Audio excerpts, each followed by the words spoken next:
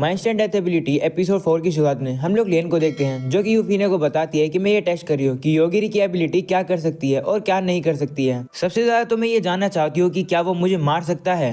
सीना वापस इस सिटी का आता है जहाँ पर ज़ॉम्बी शहर के ऊपर हमला कर रहे हैं। उन्हें देखकर योगिरी कहता है कि इन सभी के मूवमेंट काफी स्लो हैं। अगर हम लोग ध्यान से चलेंगे तो शायद से हम लोग यहाँ से एस्केप कर सकते हैं। वो सुनकर टोमोचिका कहती है क्या हम लोग को इनकी मदद नहीं करनी चाहिए। तो योगिरी कहता है ऐसी सिचुएशन में सिटी को बचाना काफी मुश्किल है, बेहतर यही होगा कि हम लोग उनके साथ इन्वॉल्व ना हो। और अब दूसरी तरफ हम लोग शहर के मेयर को देखते हैं जो कि मासायुकी से आकर कहता है कि आखिर तुम यहाँ पर क्यों आए हो, इस शहर की पूरी मैनेजमेंट लेन ने मुझे दे दी थी। तो मासायुकी उसे कहता है रियोटा ज्यादा गुस्सा मत हो, सेज कैंडिडेट का एरा लेन के अंडर में है, हम लोग कॉमरेड्स हैं जिसने बैटल सर्वाइव करी है। तो रियोटा उसे कहता है कि तुम पहले ही मर चुके हो और अब एक अनडेड बन गए हो, चुपचाप से सारे ज़ोंबियों को इकट्ठा करो और यहाँ से निकल लो। तो मासायुकी उसे कहते हैं कि ये सब मैं इसलिए कर रहा हूँ क्योंकि लेन ने मुझे ऑर्डर दिए हैं, इस शहर की मुझे दे दो। तो रियोटा अब उसे वो की दे देता है और कहता है कि मुझे नहीं पता कि तुम क्या करने की कोशिश कर रहे हो। तो रियोटा उसे कहता है कि तुम्हारा समझना इंपॉर्टेंट नहीं है। मासायुकी अब शहर में अनाउंसमेंट करता है कि ज़ॉम्बी टाइम ओवर हुआ। ये सुनकर वहाँ पर जितने भी ज़ॉम्बीज होते हैं वो रुक जाते हैं। जिसके बाद मासायुकी अपना इंट्रोडक्शन देता है। वो कहने लगता है कि मैं लेन का फॉलोअर हूँ और इमोर्टल आर्मी का कमांडर हूँ। मैं इन दो पर्सन को ढूंढ रहा हूँ, एक का नाम है योगिरी और एक का नाम है टोमोचिका।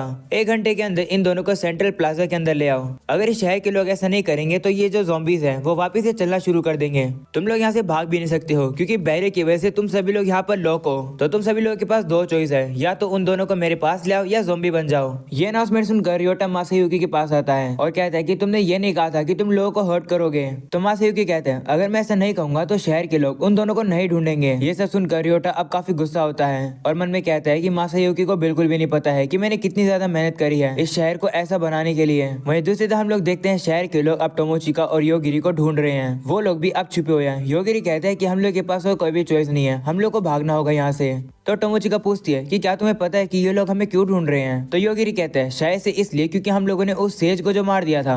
अब समझ आया काफी सारे ड्रॉबैक है अगर हम लोग किसी को रेकलेसली मारते हैं तो। तभी अब कुछ लोग उन्हें ढूंढ कर वहाँ पर आ जाते हैं। उन्हें देखकर योगिरी उनसे कहते हैं अगर तुम लोग हमारे पास आओगे तो मैं तुम्हें मार दूंगा। तो वो लोग योगिरी की बात नहीं मानते हैं। तभी एक बंदा उनके ऊपर हमला करने के लिए आ जाता है। योगिरी अब अपनी डेथ एबिलिटी का यूज करके उसे मार देता है। योगिरी को अब लगने लगता है कि कहीं ये लोग उसे भड़का तो नहीं रहे हैं, ये सोचकर कि वो नॉर्मल पर्सन को नहीं मार सकता है। वहीं पर हम लोग देखते हैं कि जो बाकी 2 लोग होते हैं वो तो डर के मारे भाग जाते हैं। योगिरी अब कहने लगता है कि मैं मासायुकी से काफी ज्यादा गुस्सा हूँ, अगर हम लोग प्लाजा जाएंगे तो क्या हम लोग उसके साथ नेगोशिएशन कर पाएंगे।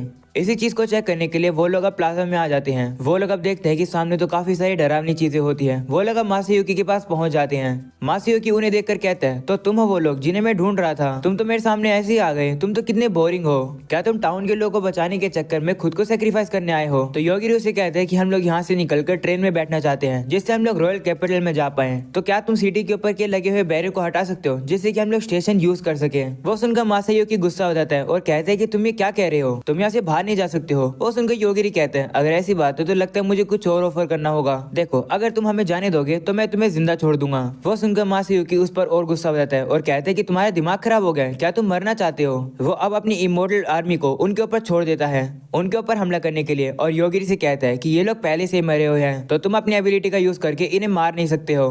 तभी योगिरी अपनी पावर को यूज करता है और कहता है सभी लोग मर जाओ। और अब हम लोग देखते हैं कि वहाँ पर जितनी भी अनडेड आर्मी होती है वो मर जाती है। ये देखकर मासायुकी काफी हैरान होता है और कहता है कि ऐसे कैसे हो सकता है। वहीं रियोटा भी डर जाता है। वो योगिरी से कहता है कि मुझे छोड़ दो, मैं यहाँ का मेयर हूँ, इस इंसिडेंट से मेरा कोई लेना देना नहीं है। वहीं पर अब योगिरी सोच रहा होता है कि आखिरकार मैंने इन अनडेड को कैसे मार दिया, लेकिन ये लोग हिल रहे थे तो इसका ये मतलब नहीं है कि वो लोग जिंदा नहीं थे। तो मासायुकी से कहता है क्या तुम पागल हो गए हो, तुम किसी मरी हुई चीज को कैसे मार सकते हो। तो योगिरी उसे कहता है कि ये चीज मैं डिसाइड करता हूँ कि क्या मरेगा, अगर कोई चल रहा है तो वो जिंदा है, अगर कोई रुक गया है तो वो मर गया है, बाकी कुछ से फर्क नहीं पड़ता। ये सुनकर मासायुकी गुस्सा हो जाता है और चिल्लाकर कहता है लेन क्या तुम्हें इसके बारे में पता था।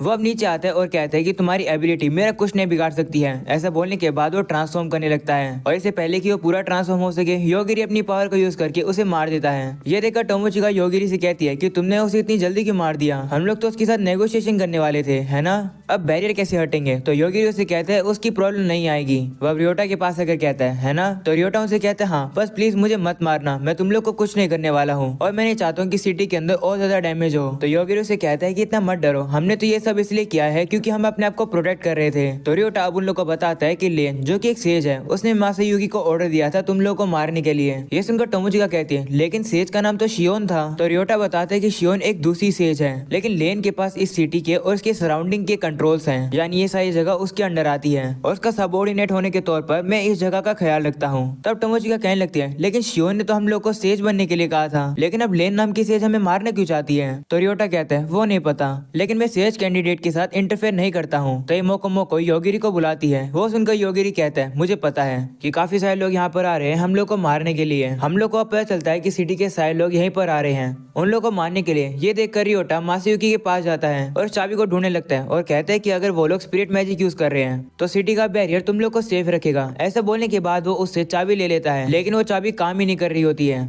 वो देखकर उसे लगने लगता है कि कहीं लेन तो बैरियर को मैनिपुलेट नहीं कर रही है। दूसरी तरफ हम लोग यूफीने को देखते हैं जो कि लेन से कहती है मास्टर ये मेथड काफी डेंजरस है। तो लेन उसे पूछती है तुम्हें क्या लगता है कि योगिरी कितना ज्यादा खतरनाक है। तो यूफीना कहती है मेरे ख्याल से तो वो एक मिथिकल बीइंग है, बेहतर यही रहेगा कि हम लोग उसके साथ ज्यादा इन्वॉल्व ना हो। तो लेन कहती है कि तुम चाहती हो कि मैं भाग जाऊं, ऐसा नहीं हो सकता है। वो अब अपने मन में कहती है कि यूफीनिया को मेरी एबिलिटीज के बारे में पता है, लेकिन फिर भी उसे लगता है कि योगिरी मेरा एक काफी खतरनाक अपोनेंट बन सकता है। दूसरी तरफ अब हम लोग शहर के लोगों को देखते हैं जो कि योगिरी और टोमोचिका को घेर लेते हैं। टोमोचिका अब योगिरी से कहती है कि क्या तुम पिछली बार की तरह सोर्स को नहीं मार सकते हो जो कि इन लोगों को मैनिपुलेट कर रहा है। तो योगिरी कहते हैं नहीं, इस बार डिफरेंट केस है क्योंकि पिछली बार वो सर्वेंट लिंक थे।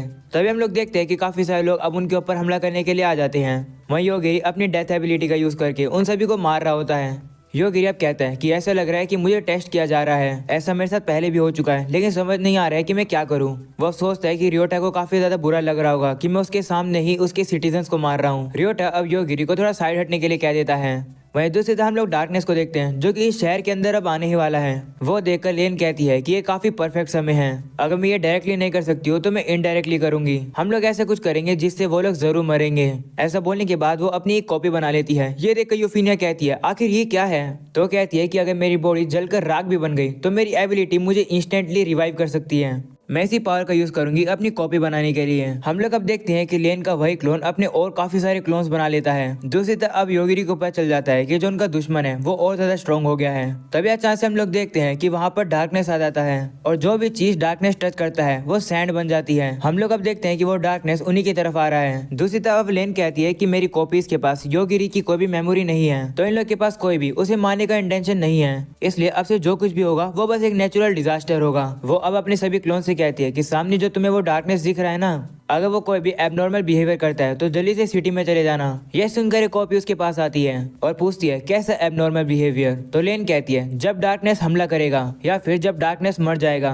हम लोग अब देखते हैं उसी डार्कनेस को जो कि शहर के अंदर अब तबाही मचा रहा है। वो देखकर टोमोचिका और रियोटा योगिरी से कहने लगते हैं अगर तुम उसे मार सकते हो तो मार दो। योगिरी भी थोड़ा सोचता है और कहता है कि मुझे थोड़ी सी बुरी फीलिंग आ रही है, लेकिन कुछ भी हो मैं चीजों को ऐसे नहीं छोड़ सकता हूँ। ऐसा बोलने के बाद वो डार्कनेस को मरने के लिए कहता है और अब ऐसे ही होता है। हम लोग देखते हैं कि डार्कनेस अब मरने लगा है। तब यह आसमान से लाल तरीके के हमले आने लगते हैं। उसे देखकर योगिरी सभी को नीचे होने के लिए कहता है। हम लोग अब देखते हैं कि वो लाल तरीके की लाइट अब शहर के ऊपर हमला करने लगी है। योगिरी तो टोमोचिका को पकड़कर साइड में ले आता है जिससे कि वो लोग हमले से बच जाते हैं, लेकिन काफी सारे शहर के लोग मारे जाते हैं। योगिरी अब कहता है कि मैंने डार्कनेस को मार दिया है, लेकिन कोई और चीज है जो कि इसके साथ ब्लेंड हो गई है और हमला कर रही है, लेकिन ये तो बिना टारगेट के हमला कर रही है।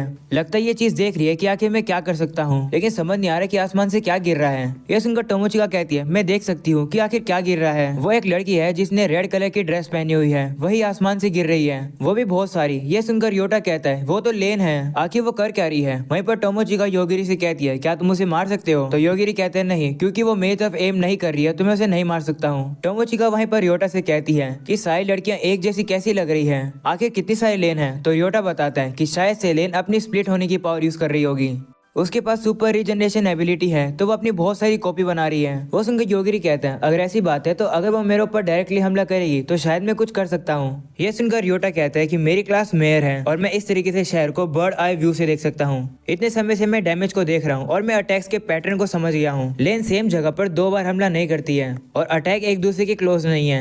वो सुनकर टोमोचिका कहती है अगर इस चीज का एक पैटर्न है तो हम समझ सकते हैं कि वो अगला हमला कहाँ करने वाली है। तो योटा कहता है हाँ, शायद से अगला हमला यहाँ पर होगा। मैं तुम लोग की मदद करूंगा, सिटी का पूरा कंट्रोल मेरे पास है, मैं हम सभी लोगों को वहाँ पर टेलीपोर्ट कर दूंगा। तो योगिरी कहते हैं ठीक है, और अब वो टोमोचिका से कहते हैं कि तुम यहीं पर रुकना और छुप जाना। तो टोमोचिका कहती है नहीं, मैं भी चलूंगी क्योंकि हमले को दूर से मैं देख सकती हूँ। वही मोको भी कहती है कि हाँ हमें ले चलो, मेरे पास एक स्पेशल ट्रिक है। जिसके बाद अब रियोटा उन लोगों को उस जगह पर टेलीपोर्ट करके चला जाता है। जिसके बाद अब योगिरी और टोमोचिका हाथ पकड़ लेते हैं और अब आसमान से हमला हो जाता है। टोमोचिका वो देख लेती है और योगिरी को बताती है। तो योगिरी अपनी एबिलिटी का यूज करके उस क्लोन को मार देता है और अब वो क्लोन काफी जोर से उन्हीं के ऊपर गिरने लगता है। तो मोको उसी सीक्रेट अटैक का यूज करती है जो कि वो बता रही थी। दरअसल वो एक शील्ड होती है जो कि उन लोगों को पूरी तरीके से सेफ रखती है उस अटैक से। वो लोग अब काफी रिलीफ फील करते हैं कि वो लोग उस अटैक से बच गए। मोको बताती है कि ये शील्ड उसे उस अग्रेसर यानी डार्कनेस से मिली है। ये काफी फ्लेक्सिबल और हार्ड है। जिसके बाद हम लोग लेन की सभी कॉपीज को देखते हैं जो कि मर कर नीचे गिर रही होती है। ये देखकर लेन हैरान होती है और कहती है कि आखिर एक इमॉर्टल वैम्पायर मर कैसे सकती है। वो अब यूफीनिया को बताती है कि मेरी कॉपीज डिस्ट्रॉय हो गई हैं। सभी कॉपीज एक ही टेम्पलेट से बनी हुई थी, तो एक मरी तो सभी मर गई। वो सुनकर यूफीनिया कहती है मैंने पहले ही कहा था कि हम लोग को योगिरी के साथ इन्वॉल्व नहीं होना चाहिए। तो लेन कहती है कोई बात नहीं, मैं अब कुछ अलग कॉपीज बनाऊंगी। तभी अचानक से उसके ऊपर योगिरी की डेथ एबिलिटी लग जाती है। वो अब कहती है कि दूसरे डायमेंशन से मेरी मेन बॉडी मर गई है। आखिर योगिरी ने ये कैसे किया? ऐसा बोलने के बाद वो नीचे गिर जाती है। लेन अब कहती है ये हुई ना बात, इस तरीके से मैंने उस लड़की को बचा लिया। ऐसा बोलने के बाद लेन खत्म हो जाती है और अब वो जिस लड़की की बात कर रही होती है उस लड़की की आंख खुल जाती है। वहीं अब दूसरी तरफ हम लोग देखते हैं कि शहर के ऊपर अटैक अब बंद हो गए हैं। जिसके बाद अब वापिस से उस लड़की को दिखाया जाता है जो कि एक कॉफिन से उठती है और काफी कंफ्यूज लग रही होती है और कहती है कि मैं एक वैम्पायर की तरह हूँ। तभी उसके हाथ में एक स्टोन होता है जो कि अब ग्लो करता है और उसके सामने लेन दिखती है। लेन अब उससे कहती है अगर तुम इस फुटेज को देख रहे हो तो इसका मतलब मेरी स्कीम सक्सेसफुल हो गई है, मैं मर गई हूँ और तुम सर्वाइव कर गई हो। सबसे पहले मैं एक्सप्लेन करती हूँ कि असलियत में तुम हो कौन। तुम मैं हूँ, तुम एक कॉपी हो जो कि मेरे से बनी है, लेकिन तुम एक सेपरेट पर्सन हो जिसके पास कोई भी मेमोरीज नहीं है। ऐसा मैंने इसलिए किया जिससे कि तुम योगिरी के अटैक से बच जाओ। योगिरी का नाम सुनकर वो लड़की अब शर्मा जाती है। वहीं दूसरी तरफ रियोटा टोमोचिका और योगिरी का शुक्रिया करता है उसकी सिटी को बचाने के लिए। रियोटा को कोई भी दुख नहीं है कि उन लोगों ने उस सेज को मार दिया है। टोमोचिका अब योगिरी के पास आती है जो कि गाड़ी में बैठकर गेम खेल रहा होता है। योगिरी को अच्छे से ड्राइविंग नहीं करनी आती है, तो टोमोचिका कहती है ठीक है मैं ड्राइव करूंगी। जिसके बाद अब टोमोचिका गाड़ी में बैठकर उस गाड़ी को ड्राइव करती है और अब वो लोग वहां से चले जाते हैं। अगले सीन में हम लोग एक मॉन्स्टर को देखते हैं।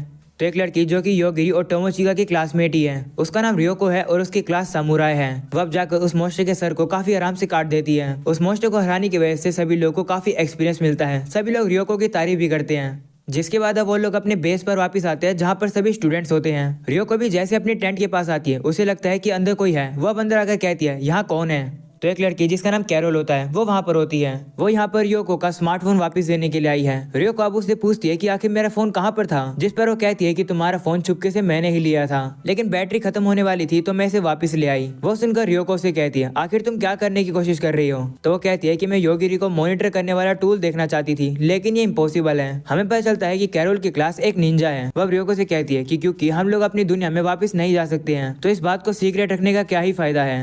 ये सुनकर रियोको कहती है कि अगर तुम भी योगिरी को मॉनिटर कर रही थी तो क्या तुम्हारे पास मॉनिटरिंग टूल नहीं है? तो कहती है कि हम लोगों ने एक सैटेलाइट स्पेशली योगिरी के लिए ही तैयार करी थी जो कि हमेशा उस पर नजर रखती थी, लेकिन इस दुनिया में आने के बाद वो सैटेलाइट काम ही नहीं आ रही है क्योंकि वो तो हमारी दुनिया में ही रह गई। जिसके बाद अब रियोको जैसे अपना फोन ऑन करती है वो काफी ज्यादा शॉक हो जाती है और कहती है कि पहला डोर ओपन हो रहा है। और अब यही हो जाता है ये एपिसोड खत्म। पसंद आया हो तो लाइक कर देना, चैनल पर नहीं हो तो सब्सक्राइब कर देना। मिलते हैं अगले एपिसोड में, तब तक के लिए बाय बाय।